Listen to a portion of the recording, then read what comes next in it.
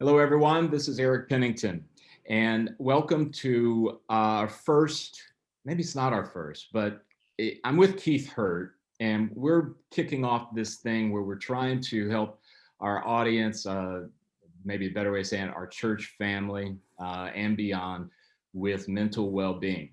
We may give it a name someday, Keith. We may call it Mental Well-Being Talks or Pilot Mental Health Talks, but we haven't decided that yet. And as I mentioned to Keith before we started, we're not waiting. We want to get something out to you guys, and we think that this subject matter is really going to be helpful. So I want to say thank you, Keith, for carving out some time out of your day to do this, to have this conversation, because I think it's real important. So welcome, Keith Hurt. Thank you for the opportunity to have these conversations.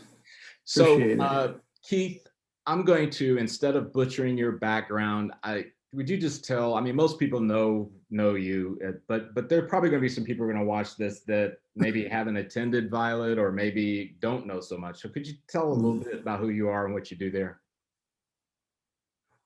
Okay, great call.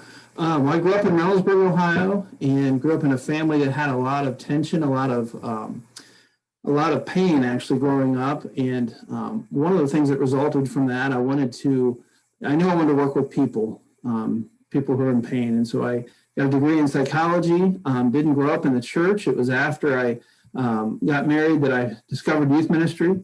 And so, I've seen how God has allowed some of the things I've gone through to be used to help reach other people and help them through some of the tough stuff. And so I've been doing youth ministry 25 years now, been here almost 14 at Violet, and just love the opportunity to have to be the adult in the life of a broken teenager that adults were for me. They came alongside of me when I was in a broken place and really just loved me and showed me what Jesus looked like, and that was the deal breaker for me. That changed the course of my destiny, actually, having loving adults come alongside of me as a teenager. Wow, that's awesome. That is awesome, Keith. And it's obvious in the work that you've done at the church. I've known you for that 14 years. We can go back in time when you first came on and you were interviewing and all that. So, and my kids who've been through the program are the better for it too, as they are now, it's hard for me to say, they're both adults. I'd love to, yeah, it's crazy, isn't it? Because time. Today's time, Keith, I wanted to spend, we're going to talk a bit about maybe the elephant in the room, which is 2020, and even quite frankly, as 2021 is underway. Maybe a couple, three things, whatever feels good for you. What are some things that you have observed? And we're going at it from a mental well-being perspective. What are some things that you've observed in the last 12 months that are real, I want to say monumental, maybe that is the right word, something that you say is significant that really has stood out for you? That's a great question. I'm pushing 4 years old, and this past year has just been unprecedented for me. And I think it has tapped the resources and skills that we have as adults who have been down the road for a while. But when you have, 13, 14, 15-year-olds trying to navigate all the complexities of all the things that have been happening in the last year or so, it's been very unsettling. And, I said to someone the other day, if you want to punish a teenager, what do? You put them in timeout, you ground them, you take away the things that they like to do. And this past year has been those things for our teenagers, and they didn't even get a chance to do anything wrong, but the things that they enjoy were taken from them. They've been isolated in their house, away from their friends, and that's a tough reality, which has ended up in loss for all of us. And loss leads to grief, and so it's evident to see a lot of the signs of grief. Anger, confusion, depression. Going on in our students who so many of the things they enjoy have been taken away from them at no fault of their own. And so, and the other thing I've noticed is that in our culture, especially, identity is tied to performance.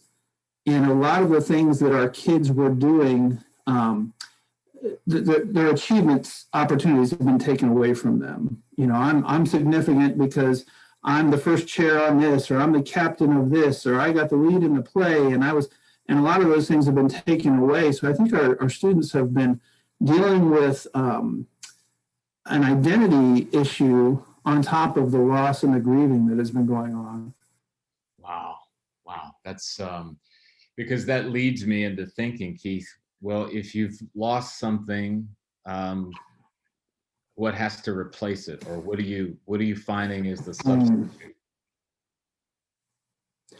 Well, that's excellent, and that's some of the things I wanted to get into. And the second part of our question, I wanted to jump back into another thing I've observed here. Yeah. I'm just taking over the host here from you. Hey, you're allowed. I'm no Dr. Phil, that's for sure.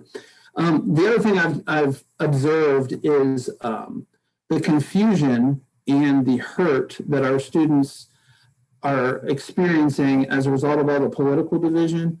I think it is really confusing as a teenager when you have two adults that you love and respect, and those two adults have opposing views. Yeah, that's tough enough, but when those two adults are going at each other over those opposing views, that's really a hard thing to process. And sometimes those opposing views are between the students and their parents. What I'm hearing at school doesn't jive with what mom and dad believe politically, and so somebody's got to be wrong. And we're living in this culture that is what they're seeing modeled often by adults on social media is attack and cancel. If you put something that I don't agree with, I'm going to attack you on social media, and then I'm going to cancel you. And I think that's hard for our students to make sense of those kind of things. I think it's kind of creating like a cognitive dissonance between, and here these people that I love and respect are at each other. Members of my own church are on Facebook trashing each other back and forth. Where do I stand and why? Because wherever I stand, I'm going to end up opposed to people that I care about. I think that's a hard place to be in.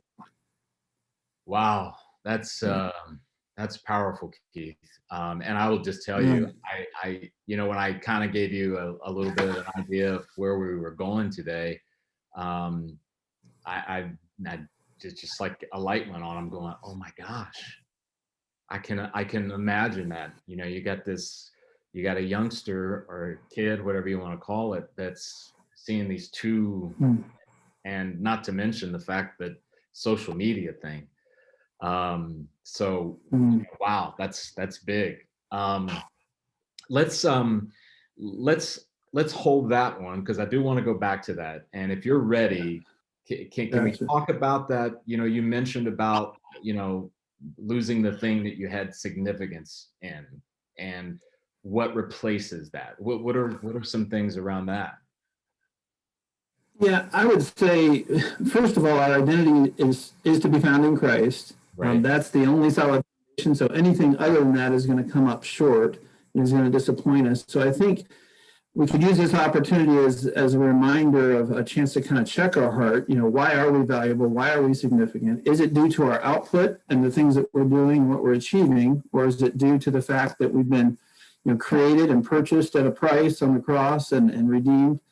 And then also just kind of evaluating, some of those areas have been taken away from our students. My middle daughter, her whole life loved, wanted to get into plays and drama and skits, and she was in the drama program at Reynoldsburg and worked her way up and got the lead in the play, and then the play was canceled. And was the first chair violin in the orchestra, and then senior recital was canceled. And then, hey, this is my moment to walk across the stage, and graduation was canceled. And a lot of disappointments. But I think it's important to help them evaluate, okay, some of these things are taken away from us right now. We'll get them back, but what do we still have? And what are some areas that we can kind of sharpen up? Maybe we haven't been doing as much with, and kind of explore, expand our base a little bit, to get into some new areas. But at the same time, not searching for identity there, but getting into those areas with the understanding that our identity is secure in who we are in Christ. Yeah. Wow, that's great. Because I think in many respects, Keith, I know as adults, right, we fall into that same trap. We, even if we've established it intellectually that Christ is the center and the rock, we can find ourselves being like sheep, wandering over and closer to the edge of the border because there's some shiny object or something that's caught our attention. But I think you make a really, really good point. But it's hard, isn't it, to kind of, I don't know how I want to say this in a way that communicates it, but that reality that I've lost something that I really enjoyed and I really wanted to experience it. But at the same time, I need to remember that I'm still fundamentally, I'm good. Does that make sense? Oh, yeah. And leaning into the things that are secure, your relationship with Christ, your family, kind of digging into the foundations in your life that are still there and that will be there, Yeah. So you mentioned about the political deal, and you added a nice addition of social media, and we could probably do a whole conversation around social media. Yeah. Having said that, get canceled for doing it. I'm going to do my old Jerry Seinfeld. Not that there's anything wrong with social media, right? But so when you look at that, you described, this kid that kind of, I get the image in my head of they're in the middle, and there's these two polar opposites. Whichever way I choose, I'm gonna face, whatever, right? So have you had kids that have come to you, or maybe some of the other leaders, to say, hey, this is my predicament? Is that happening, or? Yes, yeah, it has been. There's so much, there's a political division, and some of the things our culture has been through racially. There's so many areas to divide. That our students are in a culture that if Black Lives Matter, you're either for it or you are against everybody, and there's no middle ground on some of these tough issues that our kids are trying to navigate. And so yeah, I've seen them caught very much in the middle of that. Oftentimes when what they're hearing at church and in the youth ministry, as far as biblical ideology, very much opposes what they're hearing from school on some of these key issues. Some of the foundational issues of sanctity of life and gender and identity and some of those things. And so it's an uphill battle. They're kind of stuck in the middle of this. So I'm going to go from my own experiences, and this is not parental advice, ladies and gentlemen, because I stopped giving parental advice with my first child about how bad I was as a parent.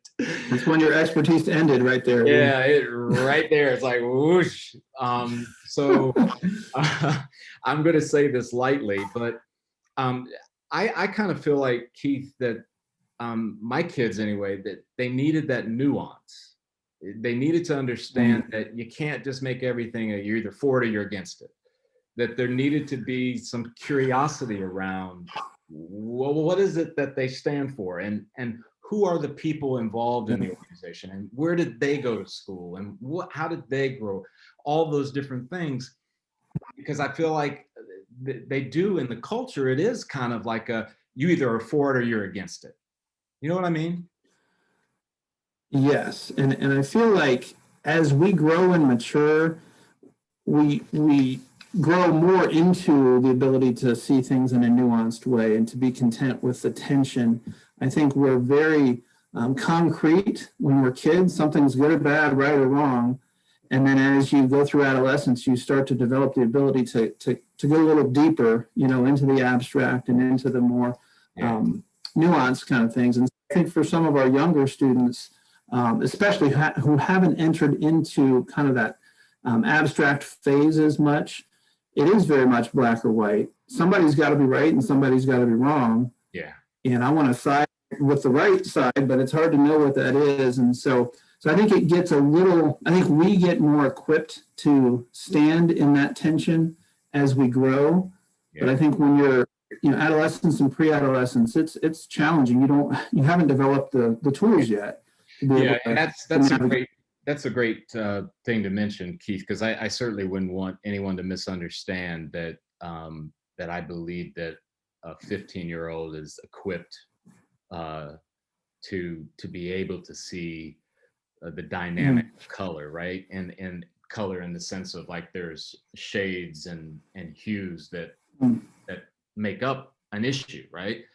I guess where Yeah. I was going with that is that it's important for us. It was important for me as a parent, as best as I could, to come alongside of them and not, not to be that parent that would say, that group's wrong and then end the subject, right? Because I do believe that Yeah. eventually they would have to get to a place, especially going into adulthood, where they're going to need a little bit more than just, I don't agree, you're bad, I'm, as you mentioned earlier, I cancel, or I'm not going to associate with you, that kind of thing. Right. It Yeah. is a parent's responsibility, I believe, to be alongside them as they are processing it and as they are learning, what do we make of this? How do I process this? And it kind of reminds me, you talk about adults and what they're witnessing, kids are witnessing from adults, right? And we're supposed to be the ones of example. I mean, good example. And I just thought about, there was a time where bullying really had a lot of press, right? A lot of media attention. And I never forget going, there's all this talk about, so-and-so is bullying this kid and they're doing it over this and they're doing it in this method. And I'm going, I wonder where they found that approach from. I mean, I never believed that a 15-year-old would just magically go, you know what? I'm going to torture that kid. Where did they witness it? Where did they see it? And more often than not, they saw it from us, whether it was that person that came home from work and talked about how bad their coworker was and how, fill in the blank they felt about him. And I sometimes think in the terms of what we're discussing is that what examples are we as adults showing? I mean, and it's convicting for me. I mean, it truly is. Yeah. They are watching and listening. Yeah. And do you think, I'm going to kind of stay on that, that idea of being in the middle. What are some things that come to your mind if I'm that parent, for example, right, who goes, you know what, in the height of the election, I was ranting and raving about whatever side, right? And they got to see that. Can I make that right again, Keith? Can I turn that around as a parent?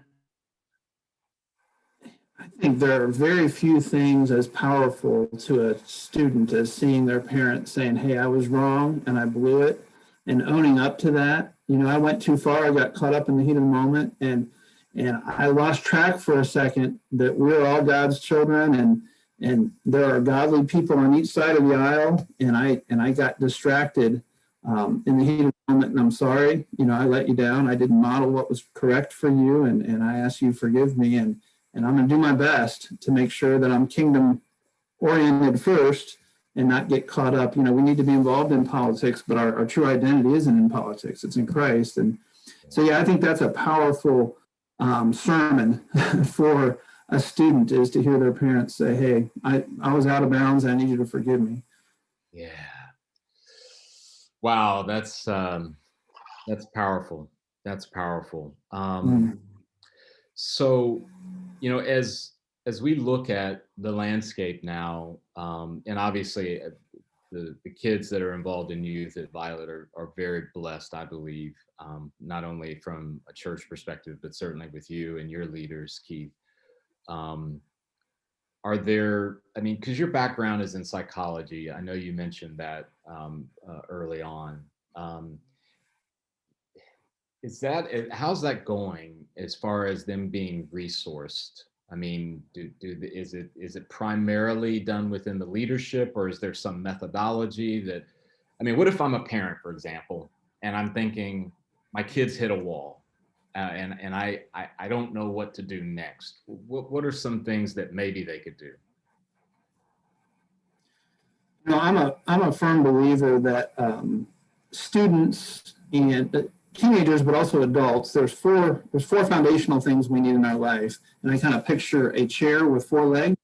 Yeah. Take one of those legs away, and the stability is gone.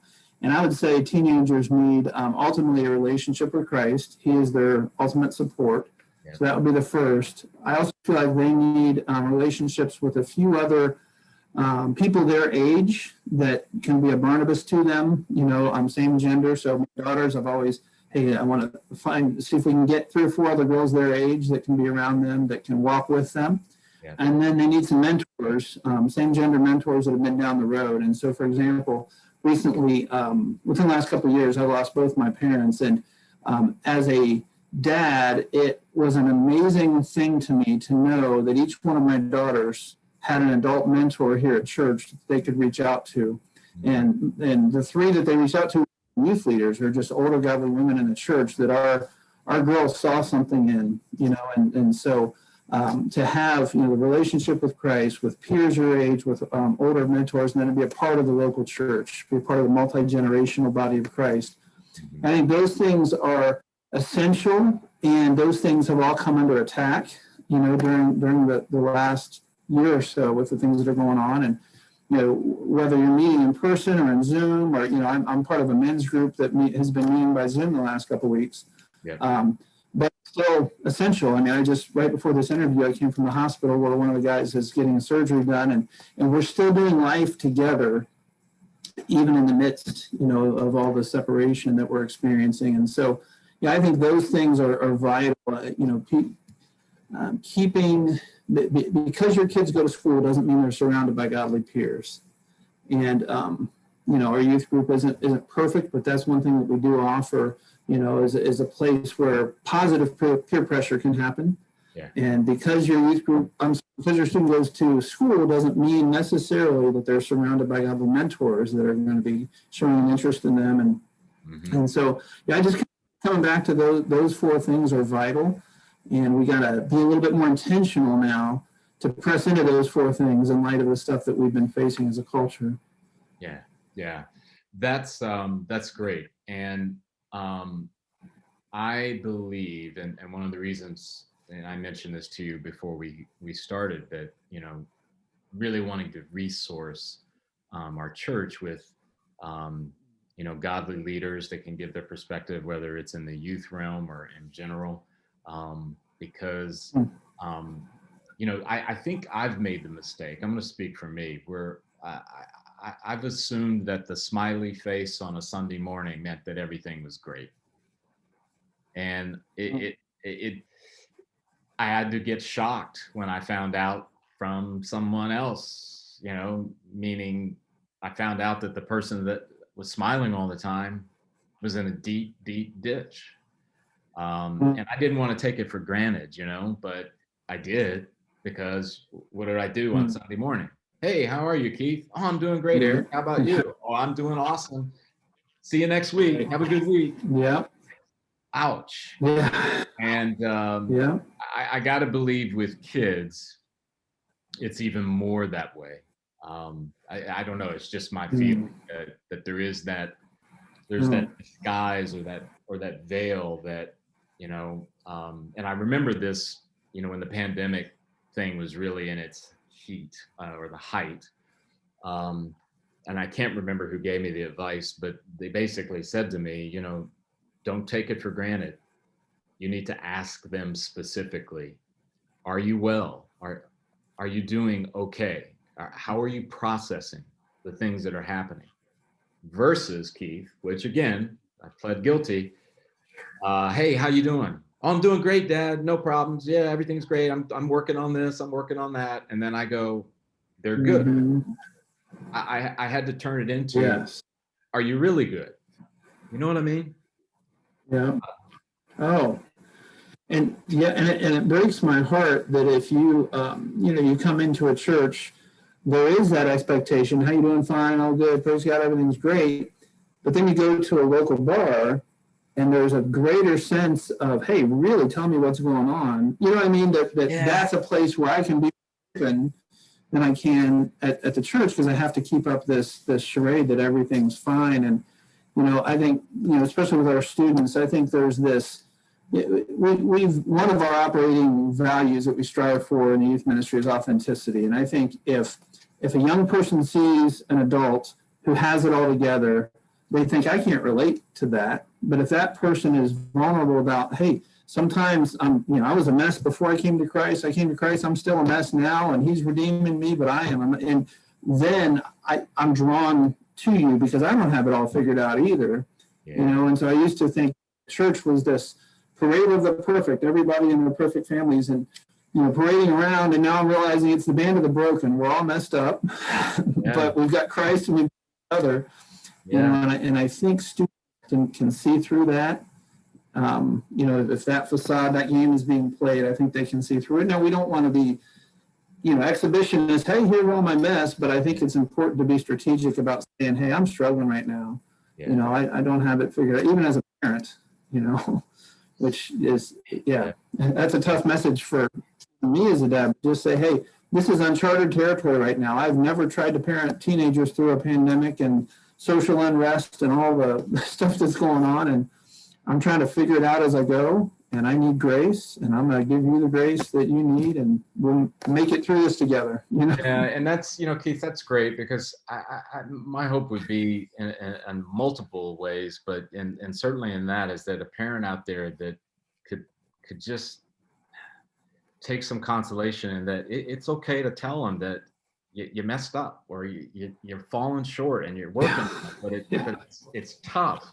Yeah. Because to your point, they already know that it is, It's not a news, and it's not a news flash to them that you're imperfect. That's not. Yeah, exactly. I almost think, Keith, it probably would never be passed, but I think I heard this quote from John Maxwell, and it could be played every Sunday morning, right, on a loudspeaker. And it went something like, you've got problems, I've got problems, all of God's children has problems. Yes. The fact that it's true, that it is absolutely true. But I may have to bring that up to the pastor, see if I can get that passed or something. But anyway, I have your vote, right? That works. Yeah, as long as I don't have to sing it, I'm good. Yeah. All right. Okay, so I gotta ask you, and this one's, I hopefully I worded this right when we were talking about it. What's maybe one or two things you decide, that you would want parents, whether it be in Violet or in the community, to know that maybe they wouldn't think about normally, or it wouldn't be the thing that crosses their mind as the typical? Great. Yeah, that's a great question. I think, you went back to somebody comes up to you and says, how you doing? The answer is fine. And then for me, hey Keith, how you doing? I'm doing fine. But if you really wanted to know how I'm doing, you would ask two questions. Are you reading and are you exercising? Because I've identified there's a lot of things in life that drain me, but a couple of the things that fill me or refuel me are reading and exercise. And so it's helpful for me to know what it is that drains me and what it is that fills me. And then when I've identified those things that fill me, I need to make it a priority to make those things happen, to not push them aside, to make sure that I'm going to spend time every day doing those things that fuel me and fill me. And so I think helping our students have access to those things, helping them identify what is it that fuels you and refills you in the midst of all that we're doing. Like I said, for me, it's reading and exercise. I listen to a ridiculous amount of podcasts and preaching. I'll listen to 5 or 6 every single day, from Tony Evans to Andy Stanley to the chapel services at Cedarville and Asbury, and my daughter goes and on and on. And those things are life-giving to me. And it's important for me to make them a priority. And I think helping our students identify what are those things, there's plenty of stuff that drains the tank. What is it that fuels it? So I think that's a healthy place to start. Oh my gosh, Keith, that is just awesome. I'm so glad that that was your response, because that is such a Mm, powerful piece of advice.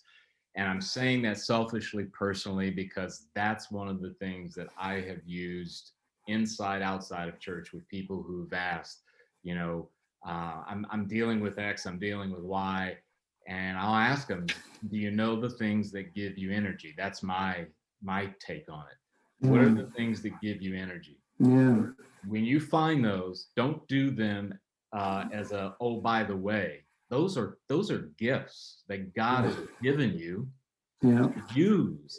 And if it's reading and exercising, you know what? You better make that a priority, because as you just yeah, said, man, there's all kinds of things that drain us. I mean, mm, that's a yeah, long list, man.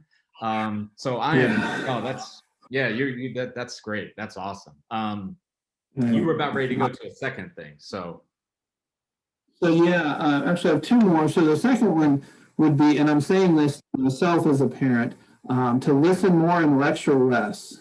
That we need to listen more to our teenagers, our children, and to lecture less. Sometimes it's easy to think, okay, I'm the know-it-all, I'm the adult, I've been down the path, I have all the wisdom, and I'm going to impart it to you in lecture form, and you're going to be my, you're going to take it all in, and sometimes it's we forget how valuing it is to be heard and to listen, and so I would say, providing space and time for them to be able to articulate what's going on. And when you're a child and into your teenage years, it's hard. You don't have the vocabulary, the emotional or verbal vocabulary, to be able to put everything into words that you're experiencing. And so you need space, a safe place to be able to do that. And that happens not as I'm being lectured at, but as I'm being listened to. And I think music is huge. I don't know, what music it was for you when you were a teenager, but your music when you were a teenager was your voice. And some of us still are very moved by music. yeah. But when you're a teenager and you don't have emotional and verbal vocabulary to express what's going on in your world, music does it for you. You can say, oh, this guy puts into words, this song puts into words exactly what I'm feeling right now. And so I've even thought, coming to your teenager and saying, hey, I'm trying to understand how you're weathering the storm with all the COVID stuff, all the political stuff, all the stuff that's going on. Are there a couple of songs that you're listening to right now that really put into words what you're thinking? Yeah.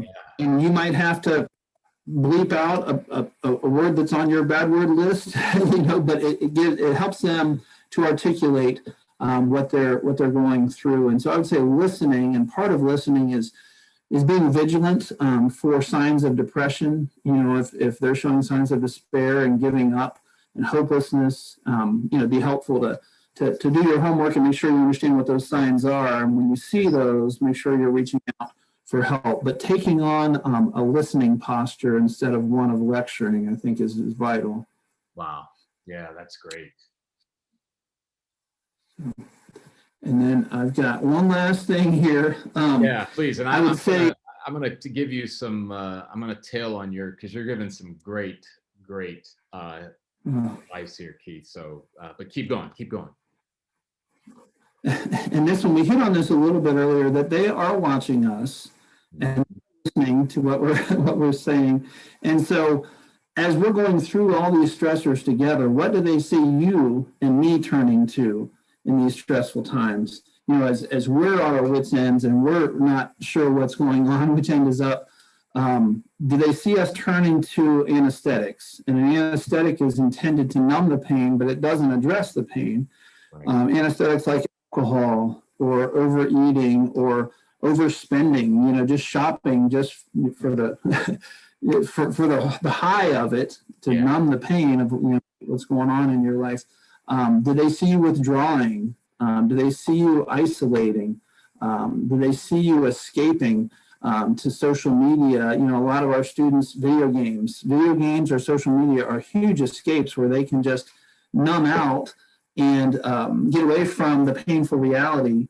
But when they close that down, they jump back in, it's there, and oftentimes it's gotten worse because they've neglected things. And so I guess it's just important for me, what do they see us as parents modeling? Do they see us pushing into our faith in times like this and prioritizing our faith in moments like this? Do they see mom and dad praying together? Do they see each one of us having quiet time with God, reading the Bible, serving? Are we modeling that for them? And then the last thing would be, are we modeling disagreements without becoming disagreeable? That mom and dad can disagree with each other without becoming disagreeable, or we can disagree with someone else without becoming disagreeable, and the attack and cancel culture. Are they seeing something different at home? James 1:19, he talks about be quick to listen, slow to speak, and slow to become angry, in that order. And our culture has flipped that. We're going to lead with anger, and then I'm going to tell you what I think and why I'm right and you're wrong. Yeah. And then I'm not even going to listen, I'm going to cancel you. And so, I think, are we as adults modeling godly conflict resolution for them? And so those are some of the things I think it's helpful to just understand. They're listening, they're watching, and what they're seeing from us impacts them. Yeah, which is kind of frightening. Yeah, well, I got a little conviction going, so it's yeah, you're right. I mean, it's you're on the money, Keith. And here's something that for those that are watching that I can give to you as a helpful tip. There may be some out there who are going, well, Keith, I'm a terrible listener. I'm always trying to tell them what to do and where to go and how to do it. And what I have found is that, and this is not in the church realm, I'm going outside in the secular world, is that they're confronted with all of the things that they are not doing, and that causes them to go, I can't do that. That's impossible. And what I try to tell them is two things. Is one, you can't do everything, but you can do something. You may not be able to do everything that you just described, but you can try the music idea. Just ask them about a couple of songs. And maybe in 2 months, Lord willing, you can move to that next small thing. And before you know it, you have 5, 6, 7 small things that are now adding up to a big thing. And that's change. It's beautiful change. And I must say, and I didn't say it at the beginning, praying that God's power and strength will enable you to do that. That's first. And the other thing to keep in mind, which sometimes, Keith, I think people forget, one of the reasons why change is so hard is because the way God has made us and our brains, right? We have all these neural pathways, right? And it's a good thing, right? Because our brain's trying to protect us. It's trying to create order and efficiency in how we operate day in and day out. You take the same route to work virtually every day. Every day, every time Sunday morning, you're going to take the same route, just like I take the same one to get there, right? And that's a good thing. But there are times in our lives when God calls us to change. God says, Eric, we're not going down 204, or we're going to take the freeway now. And we're like, what? What do you mean? And it's our brain saying, wait a minute, we didn't set that up. But God, in all of his grace, man, he's made our brains so pliable that positive change, keep trying it, try it again. I know it feels weird. I know it's tough.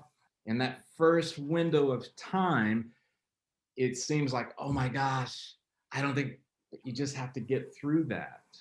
And then eventually, that's where those small steps will come back and they will reward you. Yeah. Because you'll have, okay, all right, so I'm going to ask about 2 songs. That's all I'm going to do. I'm just going to try that. I don't have to tackle the entire thing, and that's, please understand, that's from my work and what I've seen in other people and on and on. I'm not trying to tell you this is the way. Now, asking God for his favor and his direction and his strength, I'm saying that one's an absolute. Don't take anything on without doing that. Yes. But I bring that up, man, because, a lot of times, and again, I deal with adult learners. They can be really, really hard on themselves, and they can really think, well, oh my gosh, I fail at that. I fail at that. I can't do that. Well, wait a minute, maybe you can. Maybe it's just Yeah. small. So anyway. And both things that you said, asking God for wisdom and asking our children questions, they both start with ask. And so it's a listening, it's a help me understand posture rather than I've got it all figured out, and I was just thinking as you were talking, incarnational ministry, God could have provided another way for us and written it across the sky, but he sent his son into our world to experience our problems and our pains and our joys so that he could show us the way, through what he did on the cross. And I wonder, how incarnational am I being as a parent? How much am I getting into my kids' world? Because our interests might be very different. I was a basketball player. I've got two daughters that are in orchestra.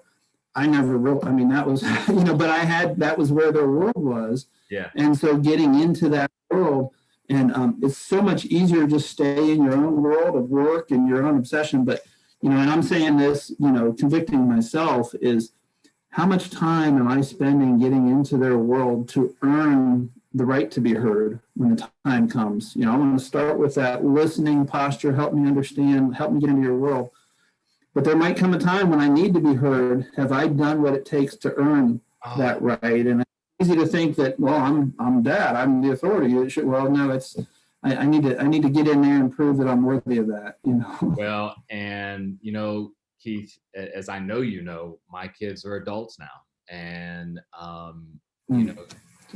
that sort of progression from being child to youth to young adult, it moves.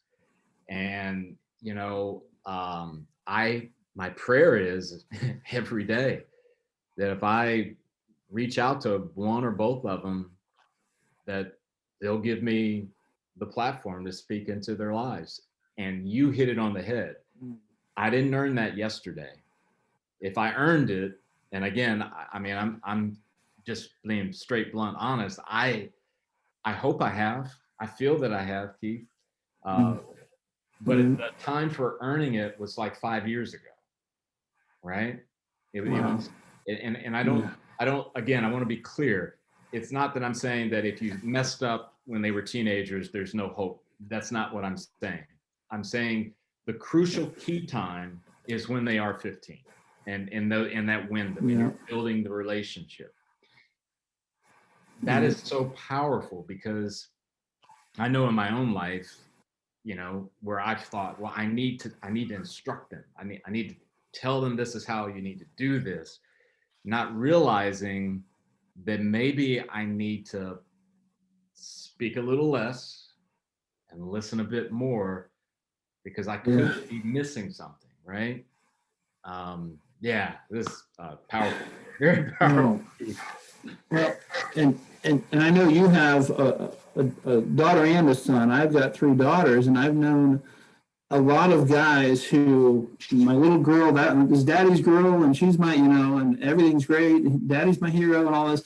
And then they start getting around the phase of puberty, and the dad doesn't know how to handle that. That's weird for me. I'm not going to have her, I'm not going to hug, and the dads tend to want to pull back at a time when their daughters need them most. And it is tempting as a dad to just let mom handle the parenting of your daughters. I can just say, in my relationship with my girls and also working with students for so long, any effort you can make to move toward them with love and move toward them with understanding and help me understand, you're filling that tank, and they won't need to go to another guy or another source to fill that tank if dad has filled it. And I'm not trying to pick on the dads, but that's, Yeah, and you know what, Keith, you make some great points there, and I would just, it makes me think about that.